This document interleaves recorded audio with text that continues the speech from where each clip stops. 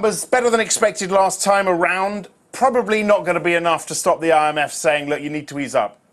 No, it certainly isn't. Granted, the GDP numbers did come in higher than expected, and it did seem to give a little bit of a shot in the arm to sterling. But we have seen a pullback since that has occurred, and I wouldn't expect the rhetoric to really change from the IMF at this particular juncture. They're predicting 0.7% growth for the UK for this year, and that's down from their previous assessments. So I think it's going to be a sort of conversation about what they can do to pull back on the spending cuts and, I suppose, a Plan B effect. But then again, you have had George Osborne over the last month or so stating quite clearly that they need to get fiscal stability back under control before they waver on any of these spending cuts. But nonetheless, I would still expect, given that the Monetary Policy Committee have had a split in relation to what they're going to do from here in terms of more quantitative easing, what to do with rates, I think there is probably room for some conversation and possibly some negotiation there. All right. What do you feel when you see the Dow at 15,000, the S&P at the levels it is at, other equity markets? Do you just smile, or do you worry about the crashes coming?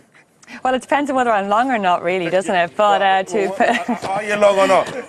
I'm not currently. I do find that there's a bit of exuberance at the moment, and as a trend follower myself, if you don't see the volumes adding up, and they're definitely not there, because this has been, as it's been referred to in the media, as one of the most hated rallies, and I think a lot of it's due to the fact that people have found it difficult to get in to buy in the dips. But nonetheless, the fundamentals do not add up. We're seeing the commodity suite separating and diverging quite significantly from the S&P 500 and, of course, from the FTSE 100 as well, on which it really very well tracks. So if the volume isn't there, you do have a certain amount of problems with the rally. And of course, I think if we're going to see a correction, it will probably be accompanied by volume, and that would be quite a deep one. And I'm not so sure. Yeah, big question, of course. When was this correction going to come, do you think?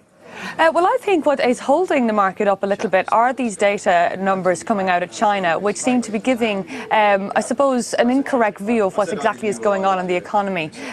So I think once we see probably a more correct and direct figure from China, we should settle things down a little bit. I think the RBA acted quickly yesterday, cutting their rates by 0.25%, and I think they're preempting the possibility of more, I suppose, subdued growth from China, and I think that could settle the markets a little bit in the coming 6 months or so.